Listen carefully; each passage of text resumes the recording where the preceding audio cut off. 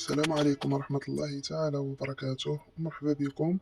اليوم غادي نقدم لكم ملخص مباراة المنتخب المغربي ضد المنتخب الكندي برسم ثمن نهائي كأس العالم 2026.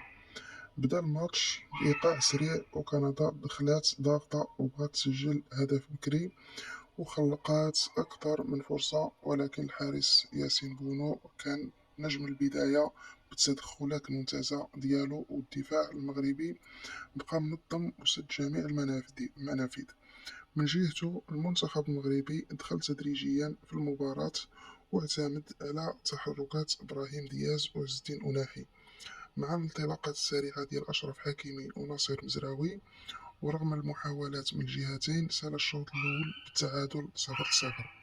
مع بداية الشوط الثاني دخل أسود الأطلس بعزيمة كبيرة، وفي الدقيقة 50 تمكن عز الدين أناحي من افتتاح التسجيل بتسديدة رائعة معلنا الهدف الأول.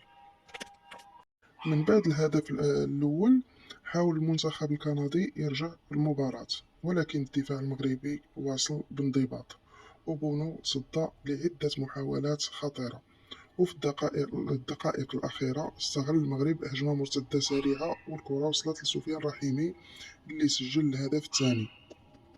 قبل ما يختتم قبل ما يختتم إبراهيم دياز مهرجان الأهداف بتسجيل الهدف الثالث، لتنتهي المباراة بفوز المغرب 3-0.